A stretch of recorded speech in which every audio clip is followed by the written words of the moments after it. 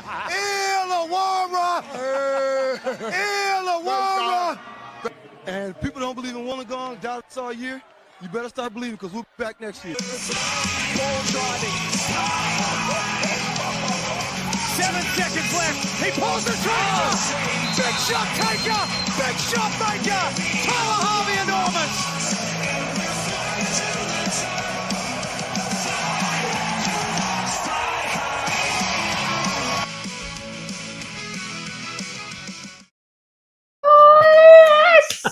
Welcome back to the Hawks Hangout, your one-stop shop for everything Illawarra Hawks related content. Once again, big massive shout out as always. You already know the drill. Principal Brewing, enable you to 18th Dynasty. If you haven't already checked it out, I will find you. I will kill you. What? Because That's what drastic. are you absolutely doing, man? Hectic, man. Corey, what have we got in store for today's episode? Mate? Big episode today, mate. So we're going to review those couple of losses that we had to Adelaide 36ers and Melbourne United in that classic game. Absolutely spectacular game. We're also going to have a look at that Boomers game that happened last night, just the performance of our man Dave O'Hickey. We're going to obviously preview the upcoming games this week against Southeast Melbourne Phoenix and the Cairns Taipans. We're going to then look at our key segments again. Are you serious? Yeah, nah, and I've got another new one for you, mate, but I'm not going to tell you what it is just yet because I want to keep it as a surprise. All right. But before we get going, I want to do a quick shout out. There's an event coming up next Friday, Christmas carols at Zeems at Corrimal. The Illawarra Hawks are a community partner for this event, so I believe there's going to be a few of the Hawks players there and thereabouts. So if you're a Hawks fan, you want to support a community event, head down to Zeems at Corrimal. It's where the mighty Corrimal Cougars play their games. It's going to be a great atmosphere. Ticks off at 5 p.m. It goes to probably around 8:30. Hopefully you get to run into a couple of Hawks players, have a little bit of a sing-along. You know how much I enjoy singing along, mate. But it'll be a great night. Come and support. Those Hawks will be there, so we'll have a good time. Mate, and Corrimal Cougars, come on, mate. If you're mentioning the Corrimal Cougars, you got to mention the Mount Kemp Lowrys, up the Lowrys, 2026 premiers, mate. Speaking of premiers, our Hawks. Yes. The reigning, disputed, Undisputed, defending, may I add, defending champions. Yes, but how much longer for? After this game, mate. After this game, I don't know anymore. This game against Adelaide was pretty much summed up the Hawks this year, to be honest. Last season, we were really good at playing well for at least 3 of the 4 quarters and kicking on and putting teams away and winning a lot of games by big scores. And we seemed like if this was last year, I think we would have probably put Adelaide away and would have kicked that little curse off us. But we were dominating at the half and looking really strong. Like we built a nice little lead. We were playing really good basketball. We had them on the back foot. Peterson Jr. was on fire. He was just absolutely lighting it up. And we went into the break up, I think, about 5 or 6. But before that, I think we were up about almost 10. And we were looking really, really strong and dominant. And then the third quarter wobbles happened again. And I think we lost that quarter like 27-15 or something ridiculous like that. And it just took the game away from us and we couldn't recover. It was very disappointing because it was, again, a chance to beat that team we have not been able to beat, or Tatum hasn't been able to beat so far. Would have been good to get that monkey off our back, but unfortunately we couldn't get the job done. What did you think, mate? What were some of the key performances? Yeah, look, there was quite a few things in this game that really stood out to me and that I really liked. I thought that the Hawks came in with a lot of tenacity, a lot of enthusiasm, and a lot of, we're going to prove a lot of people wrong in this game. We really need to go out there and play as one. And they did. We look at the first quarter, it was 21-22. They had limited Bryce Cotton to about 6 or 7 points potentially. Roughly how many points he had, I'm not too sure. I'm not too sure. But then by halftime, they had limited Adelaide to 21 in the first, 23 in the second. So they were sitting at 44. I think Bryce was sitting at 49. Bryce may have not even scored in the first quarter. Like there was Yeah, something it was crazy, but that something happens. scoreless. The thing with him, that doesn't matter. All it takes for him is to hit a couple of shots in a row, and he catches fire. But I feel like this game was very similar to when we got absolutely demolished at home by New Zealand and bounced back and had a really strong performance. Yeah. It felt like we got smacked at home by the Sydney Kings, and we looked like we were going to bounce back in here and like show like, you know what, that was poor performance. Let's show us what we've got. And for at least the first half, it looked like that 20 minutes, we were like, okay, right, we're in it. Then Cotton just went crazy, and he was well supported by Isaac Humphries, who had 22 points. Cotton, I think, had 33 and 13 assists. And I'm pretty sure a lot of those assists were going to Isaac Humphries. Isaac Humphries got interviewed at the end of the game, and he was just raving how awesome it is to play with a player like Bryce Cotton. He's just thriving. He's obviously had some imports in the last few years which haven't really suited his style of play, but you can see he's playing with a smile on his face, and he's doing really well. And they just put us away. Like something happened in the middle of the game, and we'll probably talk a little bit more about it later with Cotton. And it seemed like he received some news, but then it came out that he had a little bit of an injury he was struggling with. But I'm sorry, I'm not too sure about. We'll talk about that in the Are You Serious a little bit more in depth. We won't go into it here, but who were some of the key performers for the Hawks who had some decent game? Our double-double machine, without a doubt. JaVale McGee finishing the game with 12 points, 10 rebounds, 1 steal, and his famous patented blocks. He finished with an impressive 4 quadre. Finished with quadre, my compadre. He finished with 4. Absolutely ridiculous. And some of them were monster blocks, like just swatting them off the backboard, swatting them mid-air. He's absolutely ridiculous. He's been a pleasure to watch so far. JaVale, if you're listening to this, we know you are. Keep going, mate. Just hang in there. You're killing it. We love watching you. Harvey, of course. What else do we expect from our main man? He's been with us since the beginning, since this whole rebuild, 6 years now, almost coming up on his 6, 7. 21 points, 2 rebounds, 1 assist. He was getting it in there, getting a lot of the points up when we desperately needed it the most, especially in that back end of the fourth quarter where we really started to try and stage a comeback, but we just quite couldn't. Our man, Dave O'Hickey, 12, 7, and 7. He's almost triple-double watch every single time he plays at the moment. Even when he plays with the Boomers, it was ridiculous. And then Peterson was like, again, had another great game. It was like very similar to the game where he went off as well. He just caught fire. And like I've said before, he's a really streaky type of player. And when he catches fire, he can make some really tough shots. But he ended with 19 points. And most of those came in a little spurt around the end of the second quarter. And he got us that lead, and it looked like, oh, wow, who's going to stop him? But again, I think the halftime cooled him off a little bit.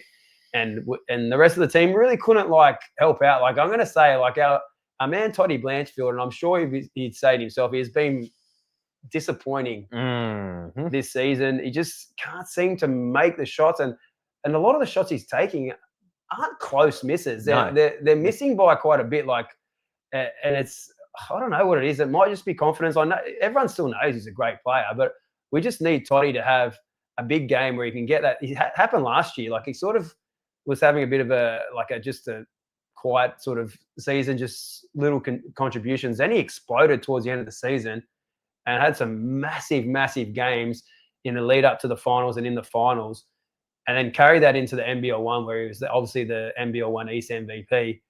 But unfortunately, he just hasn't carried over into this season. He just hasn't seemed to found that spark that we really need from him. And I think that's probably a big reason for the Hawks' woes, is that you're just lacking that punch off the bench. Blanchfield's getting the shots that he normally gets, but it's just not knocking them down. And I hope he can turn it around, but I'm sure he'd even put his hand up and say, he's just a little bit off at the moment.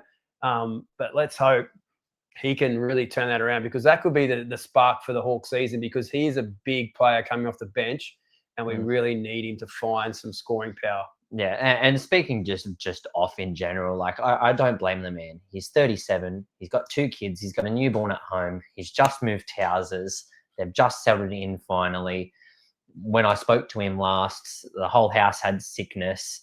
You know, Yeah, there must be something there. It's typical dad things to try and Yeah, understand. but Corey understands. There's also like there must be something there because Yeah. you just don't like lose it. Like No. he can play. Like and I know that he's just a couple of shots away from turning it around. Oh yeah. It's just that Oh, I yeah. feel like it's been something that has been quite noticeable with the Hawks because he, again, when we lost a lot of bench scoring in the off season, we were hoping that will Toddy lift a little bit more even. Yeah. And it just hasn't seemed to happen, and we just haven't been able to get that bench scoring that like we had last year. Like sometimes our bench was outscoring our starters. Yeah. That just seems unlikely this season, unfortunately. But we'll move on to the next game, which was a cracking game, an NBL classic. It will go down as one of the great games in NBL history, and it was the grand final rematch, the Hawks versus Melbourne United at the Sandpit. We're at 1-0, mind you. We're on 1-0 in this series. It really delivered, and it was the Hawks obviously definitely turned up. They played great. Melbourne played great as well. They turned up after they knew the Hawks pulled their pants down when we played them at the WEC not too long ago. And it was a really great game. Like there was no big leads in the game. I don't think anyone really had a double-figure lead throughout the game. It was really tightly fought the whole contest, pretty evenly balanced. Lots of like teams having the lead at different times and so forth.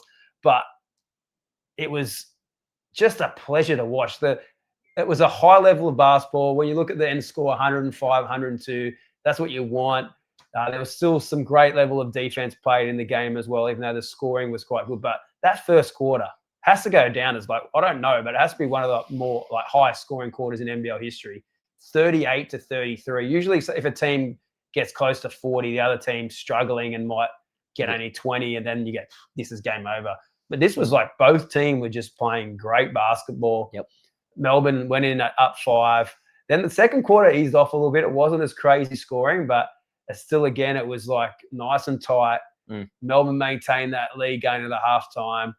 Then the Hawks came out and had a unusually strong third quarter because we haven't been able to produce that this season, and had a good quarter, won that quarter 38-28. Then it went to that nail-biting fourth quarter where it was seesawing, and I felt like the Hawks had a few chances where they really could have won that game. There was some key misses at key times, but at the end of the game, it came down to one key shot. Oh, my God. And oh, my Lord the almighty. Hawks were down 3 after Melbourne missed the first free throw, made the second, where I thought they might have thought about missing the second as well. But they thought the Hawks don't have any timeout. So if we make it, at worst, they have to hit a heave to go to overtime. And hit a bloody heave they did. Inbound the board, I'm thinking, you got to try and find Harvey. That's what I'm thinking in my head. He's a guy who could probably hit something crazy. Once it goes to JaVale, I'm not going to lie, I was thinking, he's not going to have any problem with getting the ball there because he's a big, strong guy. But I don't know how 1.9 seconds to get down there. Once he hit the ball, when the ball hit the floor and he took a dribble, he sort of wasn't a clean. He sort of had a tiny little fumble, and then he got that shot off and it was in the air.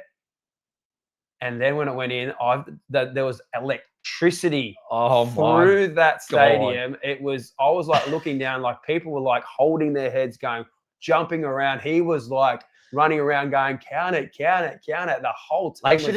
Honest, and if it's my, you can't just say they got to count it. If that was against us, I have to though. I have to. If it's a quality game like that, that's like you don't want free basketball. Phil Gould in the NRL where he goes, the bloke bounces it, and just because he ran and beat 75 players, he goes, just give it. No, he didn't get rid of it. It's unlucky. We still had the moment of feeling like he made it. It's still an awesome feeling. But I felt live that he didn't get it off. I was excited, but I wasn't as fully excited as I could have been because I actually felt that fumble on the dribble took away, and I thought he's not going to get it off. 0.1 more seconds on the clock, which it was clear. It was clearly in his hand. There was no doubt it shouldn't have counted. But wow, what an absolute, like, people were like, that was getting posted all over Everywhere, social media. over the world. Over the world too. But imagine if that counted. That would have been like Oh, yeah. absolute Oh, yeah. worldwide. And probably, I'm trying to think, I don't know. I think Mitch Norton hit a half-court game winner once against New Zealand for the Hawks back in the day. Tyler Harvey's done it. Tyler It was in Harvey's our done that, intro but video. he's a little bit over the halfway. Yeah, still was there. But yeah, so it would have been probably like the biggest shot, and probably the one that would have gone around all, because it was obviously being McGee and the following that he has. It would have been crazy, and there was people calling him JaVale McThree. Like it was so cool. It was MVG. It was going like around social media like wildfire. Yeah. And like even coming out of the stadium, I've never seen like after a loss, the WEC still buzzing, like people talking about, did you see? And we're walking home and running into people in the street, like, how'd they go? Oh my God, it was an amazing game. They're like, I can't believe I missed it. And it was just still, even though we lost, it was still like a really cool vibe around. It was like a buzz was back. And even I've said this all along, Hawks fans just want their team to be competitive. Yeah. And they will continue to turn up if they put an effort and they deliver performances like that. They will continue to turn up. And you could feel that at the end of the game. The fans were still like, obviously everyone's disappointed when you lose, but when you put a performance like that and you see a game like that, it's like you go away like going, you know what a game. Yeah. And you feel like fulfilled. It's the losses by 40 at home and the losses by 27 to our arch rivals of the Kings, which fans really find hard to take and tough to swallow. Yeah. So that's, and I'm speaking on behalf of all Hawks fans, and they may disagree with me, but I feel the majority of fans will be happy with their team playing hard and with effort every week, especially after winning the title last year, after not winning for 24 years.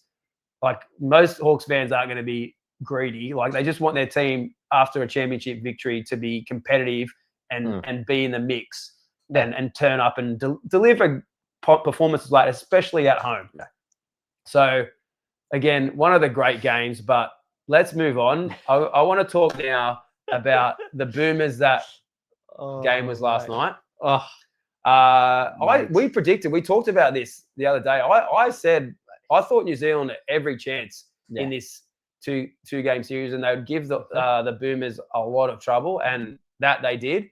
And I'll tell you what, at the end of the day, I keep going to say the Hawks because we're talking about it all sorts of time. The Boomers were very lucky to get away with that win, and it was our man, the guy, the golden child of the moment, Davo Hickey, or as the FIBA commentators call him, Davely Hickley, crazy, was again near triple double. He had 12, 5, 6. He was plus 16, the best in the plus minus.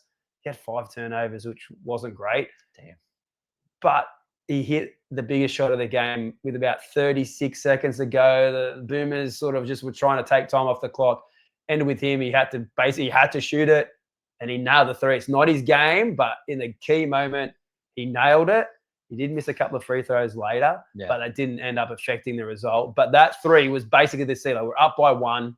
If he misses, New Zealand have the ball to hit the lead. Yeah. And they were doing really well on the offensive end, getting the ball inside. Their bigs were dominating. Flynn Cameron's playing real well. They could have stole that game. Once he hit that 3, we're up by 4 with 36 seconds to go. It's going to be hard for us to lose. We're going to have to miss multiple free throws. So incredible shot.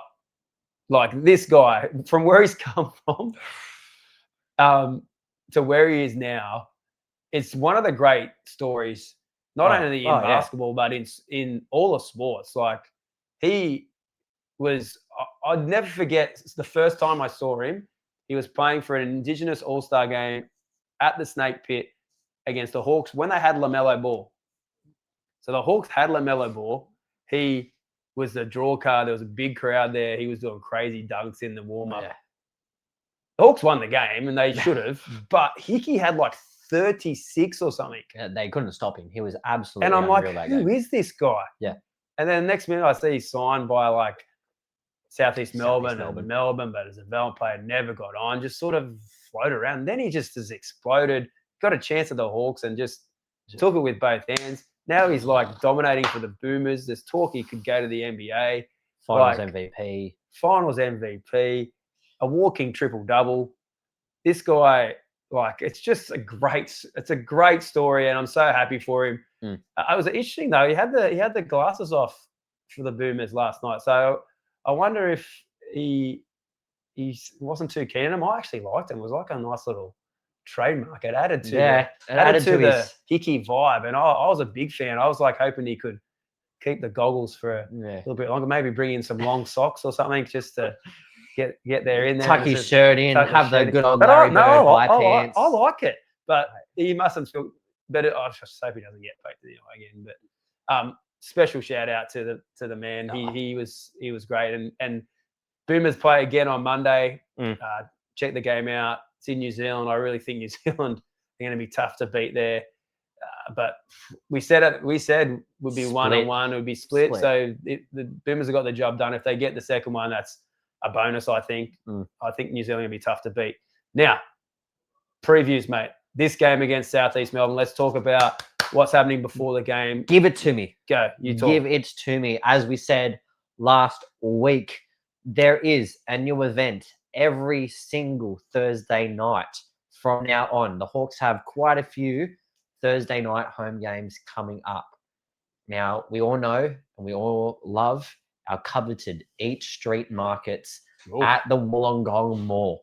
There is nothing better than finishing school on a Thursday afternoon, catching the good old 55A or B into town, and just being an absolute hood rat in town, in and around Eat Street markets, running amok in all of the stores. It's absolutely great. I love it. It's always a great time. It's always an absolutely great time when we're in there. But the Hawks have come up with an initiative to try and regather some community spirit around the boys. Really lift their spirits, really get the community together, and really get behind these boys in our march for back-to-back championships. Now, what's going to happen is we've got the official document here, Corey.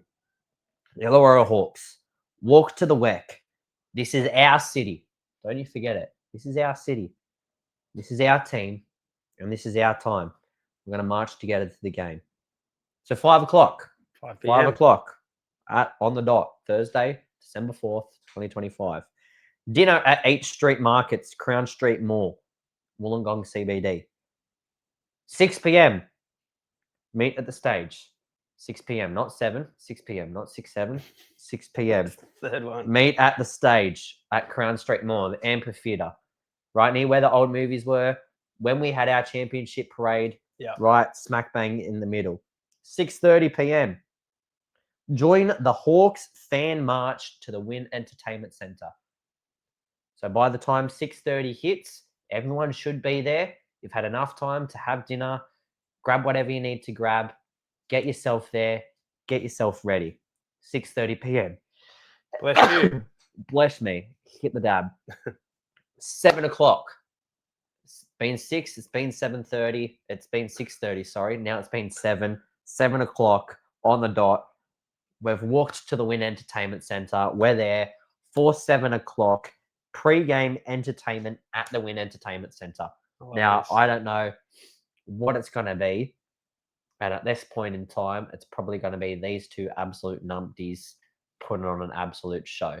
Here we go. Who knows? Who knows at this point in time? I hope not. But they've got some one better entertainment than that. They've got some great things lined up, and it's going to be absolutely hectic. And then a 7:30. Well, I hope they get a decent. This is a really cool initiative. I like it. Often this is very English Premier League football style of thing. Meet somewhere and all walk to Canterbury the game. Bankstown Bulldogs, mate. You meet at Canterbury Leagues Club. We walk down with the team with our Habibi drums. It just creates a great atmosphere in the build up to the game. I really think it's a cool idea. Hopefully it sort of like takes off. Yeah. Like meeting at the amphitheatre, there's a big Christmas tree there now. I know we can't mention Christmas until after your birthday. I'm sorry, but I've mentioned it. The C word, the big Christmas tree there. That's a great meeting point. And hopefully it kicks off because I think it's a great initiative, and I hope the Hawks fans get behind it. and we get a decent crew down there, and we can like create some interest and people looking around going like, what's going on? Like some people are going to not know that there's a game on. They might be like, oh, wow, this is really cool. Like maybe I'll Just do this. walk with us. Might Walk do with this. us. Yeah, well, I might do it next Thursday when we've got the game again. So Yeah. hopefully that creates some interest and it can lead to the Hawks getting a much needed victory against Southeast Melbourne, who I've said I think they're a championship contender this year, and this is going to be a real challenge for the Hawks. But I do believe it's a winnable game for us. But we've got to turn up with the right attitude, ready to go. Hopefully, the boys have come out of this FIBA break, switched on, focused, and ready to play, because Southeast Melbourne have shown this year that they can win in multiple ways. They can, very similar to what we were last year, can rack up big scores, like to play fast, got multiple guys who can score the ball, like to get like multiple guys in double figures. And they've got some crazy shooters. Like who are the guys we got to look out for? Mate, and I was glad you've thrown it over to me, because I was just about to interrupt you, because I'm telling you right now, hometown hero, Red Dog, Fanta Pants himself, the Orange Rocket, whatever you want to bloody call him, Angus Glover. Now, Angus Glover, we're to stop him in a Australian Boomers uniform. I'm telling you right now, it looks like Paddy Mills. He came out a little run. Goddamn fire in that second half and hit three back-to-back threes. We were in trouble before that happened, and he went bang, bang, bang and got us a lead. And then we sort of pretty much kept it, or only were down a little bit for the rest of the game. But it was that little burst from him, the explosion, and he's got that in him. That's the thing. Like, that's what we've lacked. Well, that's what we've lacked like this year, and that's where I hope Toddy can, because Toddy has that ability to go like bang, bang, bang, and you go, wow, he's got 9 points in a minute. Yeah. And Glover can do that. And that's the worry about this Southeast Melbourne team. They do have a few guys who can do that. And they've also got the hard workers. They've got a couple of really strong defensive guys who can lock people down. Brown is an absolute menace defensively. And it's going to be, it's going to be an interesting matchup with Jordan Hunter and McGee. I think that'll be interesting. I think McGee could have it over the top of him inside, but Jordan Hunter has been able to stretch out a little bit, and he's hit that three at a quite nice rate. They killed us last time we went down there. So it's going to be a very interesting game, and I think it's going to come down to, are we going to get some little like contributions like from players like Blanchfield? Is Bawali Bales going to get who's going to get those minutes that Bolden got last game? He's obviously not with us anymore. What's going to happen there? Who's going to step up, take that position, and actually really make a difference? Because I think those are the players who are going to get us over the line this game, because we can't just rely on the normal big three guys to get the job done. We can't rely on that. And even with like Peterson, the four, we're going to need 5 or 6 guys contributing nicely in this game, because Southeast Melbourne just have so many weapons, and they can throw things at you, and it's not going to be easy. So tough game. But then after that, we've got at this stage the wooden spoon battle, if we don't smarten up our act, against Cairns on the Saturday. So Saturday the 6th, I believe it is. We're back again. This is a huge game as well. We really need to win these 2 games. And Cairns is obviously a winnable game. We did a great job against them in Cairns, but last year they did pull our pants down a couple of times at home and play some really good basketball. We need to make sure we're switched on in this game. McVeigh's starting to find some form. He had a huge game a couple of weeks ago where he had over 30 points. I think it was 35 and a bunch of other stat-filling stuff. So he was like spectacular. It's no cupcake lead. There's no easy games, but it's the game we should be winning. I'm not going to sugarcoat it. Like, it's the game that we should be winning, and they need to get the job done. Now, anything for you on that game? Southeast Melbourne, absolutely. I think that's the game to watch. I really honestly feel like that's going to be another semi-final matchup this year. If it's not a battle between 5 and 6 between us two, it's going to be the first round of the semi-finals again, like it was last year, and it's going to be an absolute dogfight. Now, Geordie Hunter really did not impress me at the Boomers game last night. He hardly got any minutes. He hardly got any minutes, and when he was on, he was absolutely woeful. He got out-battled by Toby Smith-Milner and Sam Menenga down low. Sam and Menenga's really got caught out a lot, and that's what allowed New Zealand to come back into the game, because when Nick Kay came off, and believe me, I'm not the biggest Nick Kay fan. I think he's dreadful, but he played an absolutely solid game last night. He's smart. He's just meat and potatoes, solid. Yeah. He can hit the threes tough. He's not going to let people push him around. And we actually play a little bit of like smaller ball. Like Jordan Hunter was obviously our main big, but we went like with Pinder, Kay, White, forgetting who the other guy who was in that position. Yeah, Galloway. Like we sort of went a little bit more small ball, and Hunter was just not really in the rotations in the key moments of the game. So it'll be very interesting. But what do you think about Cairns? Who's going to be the worry there, or who needs to step up for us? I think the battle of the bigs is going to be won, because it was last time. My worry is if they've got anyone coming back. Like, I'm not too sure. Wardenberg, I don't know. I'm not too sure if Wardenberg's still. He's been a massive out for them. Like, I would argue that's a bigger out for them than what Sam Froling is. Oh yeah, for us, absolutely. And they've got Marcus Lee, but I think McGee can really have his way with Marcus Lee. Oh yeah, he can power him out of the game. Oh yeah. So, but it'll be the battle of the guards, and where it's really going to be won is McVeigh. And I wouldn't be surprised. I've been the biggest Andrew Andrews hater. He'll drop 50 on us. He probably will. It's just I feel like I want to look back at statistics, but I feel the Hawk players have their best game of their careers when they play the Hawks. And it's usually people who are average. You look up Derek Walton Jr., prime example. Absolutely terrible the entire season. It's happened so many against times. Everyone else except the Hawks. Came and hit like 21, DJ Vasiljevic has done it as well this year. But I remember Delhi coming to town once, couldn't hit a three to save his life, hit like 7 or 8 threes against the Hawks in one game. Yeah. I remember the guy who plays for the Bullets now, McDaniel.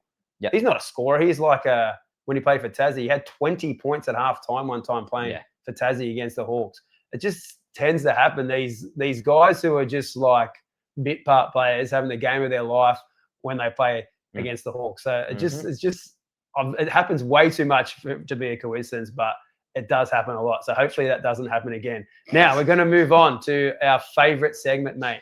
Are you serious? Now I've got a few. Hit me, mate. Come on. Contenders this week. The first one I just realized today, because when I was looking at the stats and stuff and hit schedule and whatever, I go Hawks and it says championships.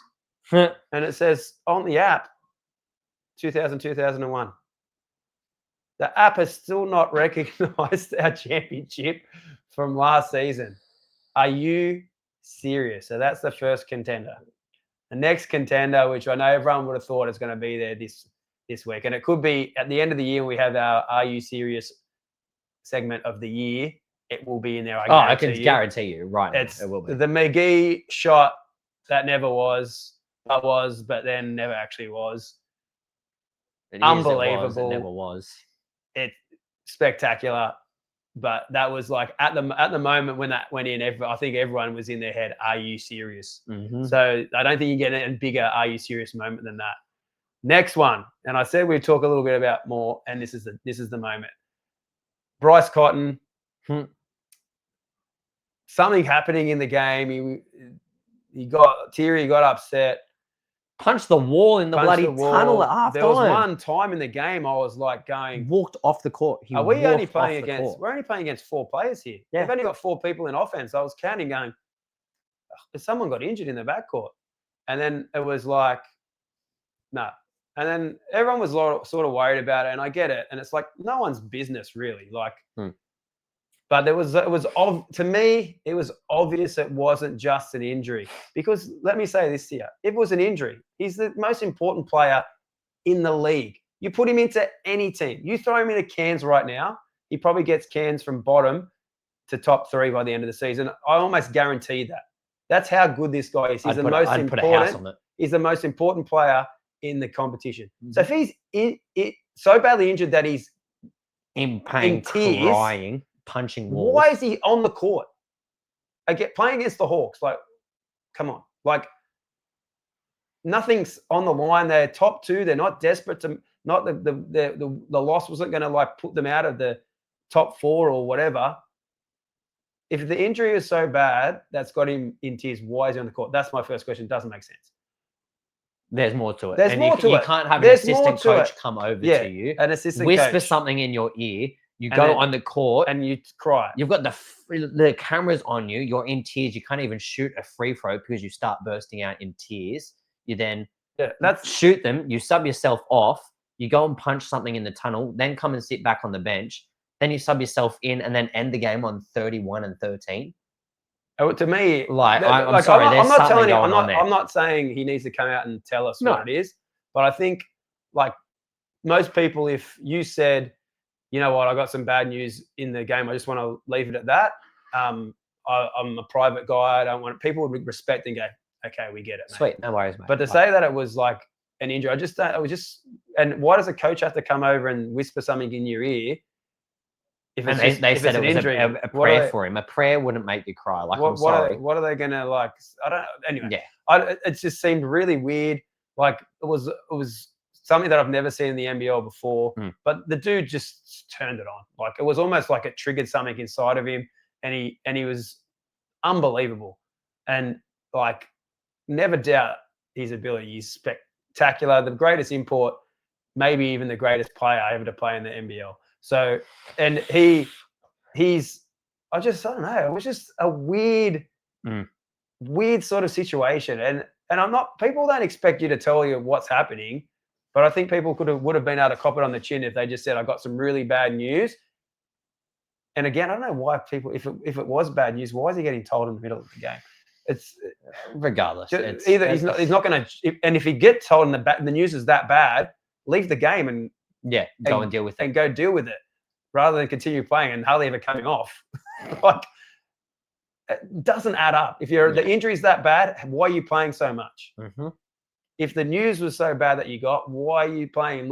And if the news is so bad, I'm assuming it had to be bad. Otherwise, why would you tell him in the middle of the game? You wait till the end of it and say, we heard this. We didn't want to tell you in the middle of the game. And then if you hear the news in the middle of the game and it's that bad, how do you keep playing? It's just, and I want to leave it there. Just to me, it was crazy weird, but it was a very much are you serious moment. It just was hard to make any sense of it. I was certain that we'd find out the next day that, there was some bad news he received. I wasn't expecting to hear what the news was. And then I don't really want to know. But it's just like to say that, he got some really bad news and it upset him and he wants to keep it private. And I totally would understand that. And we'd move on. So that's the next one. Next one. Are you serious?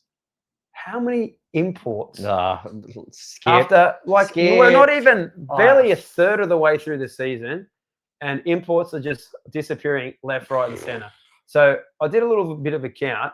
And these are the teams who have let go of an import or changed an import so far this season. Adelaide, Southeast Melbourne, Perth, Tasmania, Brisbane, multiple. Illawarra, only Illawarra Hawks. Cairns Taipans. There's only 3 teams who have not. Melbourne, and they're on top of the table. Sydney, and they only started with 2. And New Zealand. So, unusual. New Zealand, like having continuity in your imports usually means that you're probably a little bit higher on the ladder. So they're probably like, man, they look very good when they play against us. But crazy. Are you serious? How many imports have just rolled through the door? Like it puts a question mark on recruitment and the scouting of these imports. I think maybe it's just because they have the ability to just get people in and they think we can get people in later in the year who might be better and not have to pay them as much because they're not playing a full season. So how much they're paying is, I don't know, but you'd think you'd want to get it right. And you think there'd be people who have jobs on the line about recruiting the right players, both ability-wise, what they can bring on the court, but also like personality and team chemistry-wise, it just hasn't seemed to be able to work for so many teams. It's probably the worst ever in NBL history, if I'm being honest. Next one. This is controversial. The Bolden injury. So Injury. I'm leaving it at that. I'm devastated for him. But yeah, I don't know. I feel like there should have been a bigger deal made out of this. With Achilles injuries are not great at all. Sam Froling will be able to attest to that. No, I hope he's okay. Oh, he's out. I hope he's okay. But yeah, just the Bolden, I was hoping this could have been his start and renew his career from here, but it hasn't seemed to work that way. He's had a lot of injuries in this season already. He had a couple of nice games in the preseason where we were like, hopefully he could be a sort of a 10-10 guy. Just didn't eventuate, unfortunately. Be very interesting to see if we get a replacement for him, but it was a bit like, yeah, are you serious sort of moment. Yeah, we'll leave it at that. And finally, the last are you serious moment before our man decides or dies from a coughing fit. I don't know what's going to happen first. The FIBA commentators calling our man Daverly Hickley. Now, the Fox commentators confusing Hickey for Johnny Narkle. That's a bit like crazy, but that is an are you serious moment. That is an are you serious moment itself. But like the FIBA people getting like the Daverly Hickley. I've never heard anyone called Daverly for starters. So I'll give you the Hickley, but come on, put some respect on our man's name. Now, what out of that huge group of nominations are you saying is our are you serious moment of the week? Of the week? Yeah. Of the week? Yeah. McGee. I'm sorry. It can't not. Being there and fortunately being able to walk down the stairs right before he hits those shots and standing behind the Melbourne bench, just watching their faces drop. It was like waking up on Christmas morning and finding coal under your tree. It was just like that level of heartbreak. I was just like, you know what? I'm so glad. And then obviously it just like stabs you in the chest. It doesn't work. And, you know, I'll put out a public apology. Joe Healy, I'm very sorry. I probably screamed your ears off because you were right next to me and he hits that shot. And yes, we both went crazy, but I went absolutely ballistic, and even the poor security guard. So I'm sorry. I know that I have to tone it down when I'm at the games. I have been warned. But that McGee shot is absolutely unreal. Are you serious? Corey, it's been a wrap. That is fantastic. It is the fan favorite. Like normal, let's hit it with the yeah, nah, and I'm going to flip it on you. Okay. I'm going to run the yeah, nahs for you this week. I love this. Yeah, nah. Our Hawks, our beloved, undisputed, reigning, defending champions, need to win the next 3 of our games, 2 at home, 1 away. Our next 3 games, or our season is officially over. I want to say yeah to that. I think these next games, we're 4-8. If we can win the next 3, we get to 7-8, and we're right in the mix. I'd actually say if we're 7-8, we're definitely 6th. Yeah, like that 6th spot seems to be like the only spot, the 5th and 6th spots, the only spots that we realistically can sort of finish in. Yeah. So if we can win the next 3, we're 7 and 8. Then we go into a bunch of games. I think there's 4 games over the Christmas, New Year's period that are against tough opponents, like the guys who are at the top of the table. Mm-hmm. If we can win 2 of those 4, so go 2-2, and then be 9 and 10 at that with 14 games to go, like we're like right in the mix for that 5th and 6th. But if we lose these games and are like 5-10, or heaven forbid 4-11, or Don't even even say like it. Don't six, even say it. even like 6-9. Because if we're 6-9, 6-9. then we need to like those next group of 4, which are tougher opponents. These next 3 opponents, Get the I job I'd done. respect SEM. get They're it. doing great. SEM at home is a winnable game. Cairns at home is a winnable game. Brisbane at home is a winnable game. Mhm. If we're not getting the job done there against that caliber of opponent, we're going to struggle in the next 4 against teams The top. like Melbourne, Melbourne, Adelaide, Adelaide. Sydney, and then I think Tassie as Yeah, well. at home. New Year's. So I'm going to say, yeah, if we don't win these next 3, I'm going to say season over for the Hawks. Our next, Corey. The Hawks should replace Bolden with an SRP, High Young Lee type shooter. Now, I've seen your little run sheet, and I've already seen a little bit of the next segment.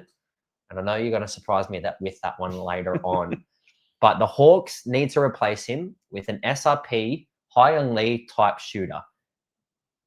Yeah or nah? And keep in mind, the SRP is a designated spot. Bolden is taking up a roster spot at the moment. Mhm. Sam Frawling is set to come back, Yeah. which means Harry Frawling will be relegated to nothing. Yeah. He needs to okay. find a club. So with Bolden out for the season, and if not relinquished from the club, who knows? No idea what's happening. If he's gone, he can be the nominate. If he is out for the remainder of the season like he is, Harry can be the nominated replacement player for Jonah Bolden. Sam Frawling gets his spot back because that's Harry's spot at the moment, which is what Harry's there for. Mhm. And then we get an SRP, which is just a roster spot that we have normally got there ready to go for a deadly sharpshooter. For me, it's a definite yeah. There's no nah about that. To me, it's all yeah. We need shooting. Oh, yeah. With knowing that we've got Froling, I heard on the radio the other day he could be coming back in December. About Christmas. So About Christmas, that's roughly. pretty close. That'll add to our big man department anyway. Mhm. We need shooting. If we can get a shooter who's got a little bit of size about him as well, even better. Like a bit of a 3-4. HJ Lee style of player. Hmm. I think it's a no-brainer. We're missing shooting. Like Froling's going to slot in as that extra big anyway. At the moment, like we've got McGee, Peatling, Harry, who can sort of do the job in that thing and play a little bit of small ball, maybe with Blanchfield at the 4. Like it's still, but rough. I feel like we need the shooting, and with Froling coming back in a minimum, like if we can get through this 5-6 games, and I really think even without Bolden, like we could be winning the next 3. Oh yeah, easily. And so if you can get that, and then Froling's going to be back in maybe 3 or 4 games if it's by the end of December. So like then your big problem's gone. Yeah. So there's no issue there. Yep. If it can happen, I don't know, just make it happen. And it's not even half the season gone by that time.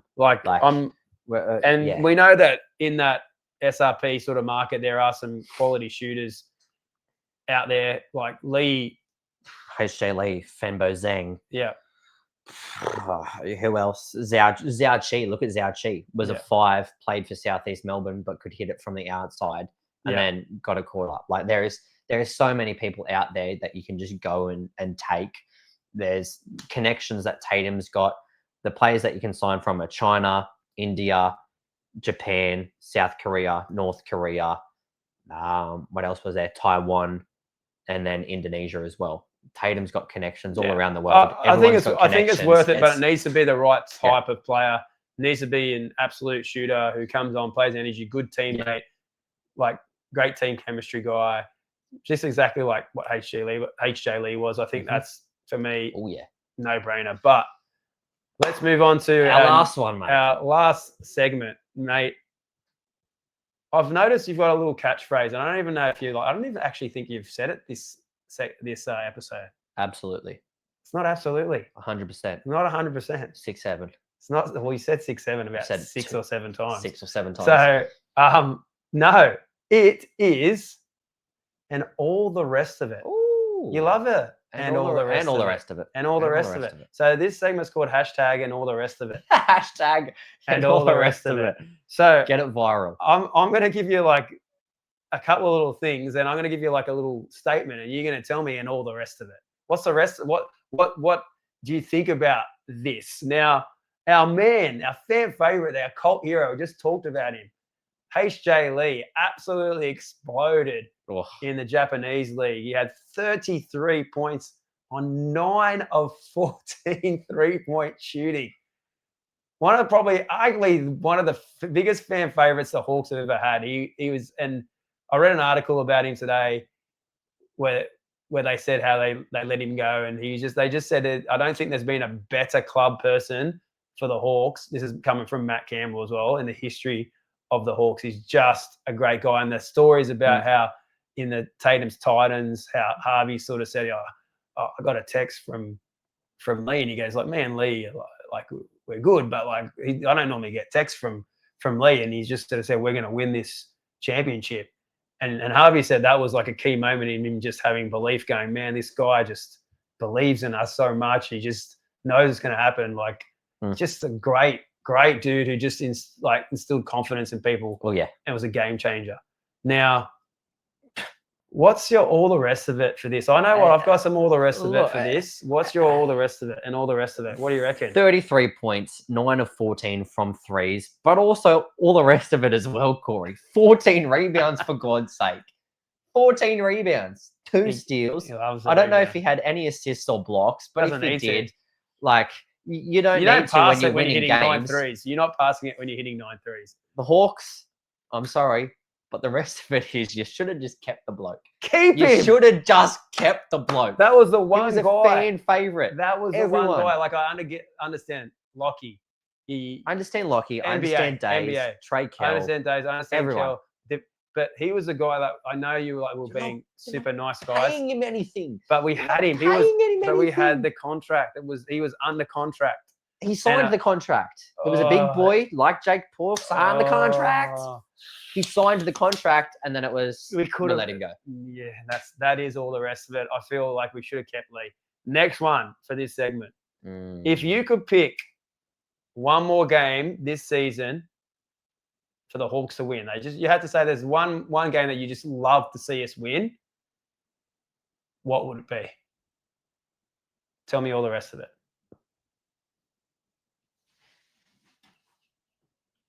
Oh, you see that?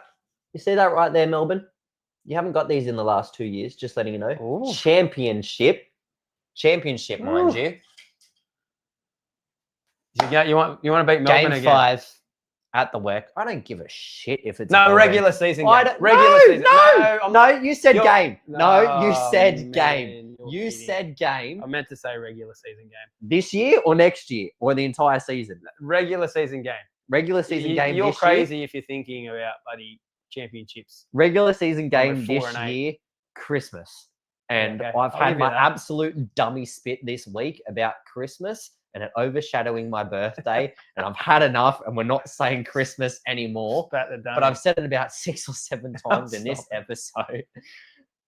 But honestly, if there's nothing better than beating Sydney, because they're our arch rivals. They've already gotten one on us at home, but there would be nothing better than marching our asses onto their doorstep, 15,000 people on Christmas Day, and beating the absolute living daylights out of the Sydney Queens and making them feel absolutely sorry for themselves. There'd be nothing better.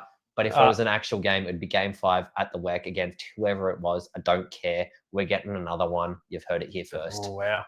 Well, in my head, I had 2 games when I asked you the question. One of them was, yes, Christmas Day against the Kings. I just think it's a great way to end Christmas. Oh, yeah. Beating the Kings. And have we lost a Christmas Day game? No, I think we're undefeated in Christmas Day games. Is that right? I think, yes.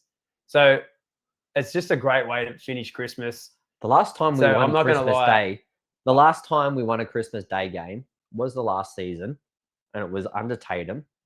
we also had the Hoops Fest jerseys. We had the red We did. Steelers Hoop Fest jerseys. Your Bring them favourite back. one. Bring them back. Bring them back. I don't care. Well, I'll pay for great everyone to have them Great back. segue, because the other game I was thinking in the conversation would be the Hoops Fest game Oh, yeah. against Perth Ooh, for a yeah. couple of reasons.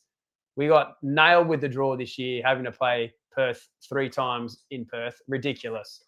And this is the game that's an extra run, because this is a Hoops Fest game where everyone plays in Perth that round, but we had to get the team who's actually it. at home.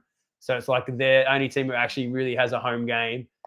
And that means we have to play them 3 times, and it's not easy. So I would And love to flying to beat Perth. Perth.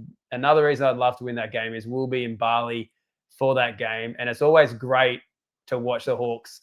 It's a great environment. Like, it's a great vibe at a sports bar in Bali to watch a game of basketball. So that would also be cool. You always like want to see a win, so you're sort of feeling good on holiday and stuff like that. So that would be the other one I'd throw in there. Mate, So- there would be nothing better. And all the rest of it. Sipping on my Bing Tang by the pool with me Barley belly. And all the rest And all of the it. rest of it, baby. And all the rest of So it. that's that. We'll have that segment every week. I actually like that. I like Now, just to wrap up, we've been told we have been given a nickname to our man QJ Peterson. Oh, Now my man. we've thought long and hard about this, and you know, early on in our things, we like to be super creative with our nicknames. So QJ is already a nickname because QJ is his already a official name nickname. is Quinton Level Peterson Jr. okay, so That's his official name. So where we're gonna go with the nickname thing? We're focusing on the Quinton part. Now, one of the most famous Quintons in the world is Quentin Quentin Beck. Tarantino. Oh, Now, Quentin Tarantino. People have said I'm a bit of a Quentin Tarantino lookalike. They call me Quentin or Stampantino. So I've had that a little bit in my life. My close mates have called me that before. So I've gone the Tarantino vibe, and one of the great Tarantino movies. Reservoir Dogs. Well, Reservoir Dogs, yeah, but I think the biggest one is Pulp Fiction. Now, I'm going to call QJ Peterson not Pulp Fiction. I'm going to call him Pulp Nonfiction, because he's a real deal. There's no fiction about him, mate. He's the real deal. Nothing fake. So Pulp Nonfiction. Oof. That's your nickname, brother. Pulp Nonfiction. You are the real deal. You are the real He deal. is the real deal. He's absolutely amazing. And stay tuned, Hawk fans, because your man, QJP, is coming. He's coming to the Hawks Hangout. He will be here Ooh. shortly. The episode is getting prepared as we speak, and all the rest of it. And all the rest. But of that it. is it, Hawkheads, for your weekly wrap-up of everything Hawks-related content. Corey, it's been great having you back here in the Hangouts. Our sponsors, Principal Brewing, enable you to 18th Dynasty. If you haven't already, go and check them out, because are you serious? What are you doing? Yeah, nah, mate. All the rest of it. Get yourself out there. Absolutely. All right, Corey, it's been a pleasure. I'm sorry this didn't go to 67 minutes. I've probably said it about 67 times from now on. Count how many times I've said it. There is a giveaway coming shortly. But as always, Corey, fly you Hawks. Fly. Fly.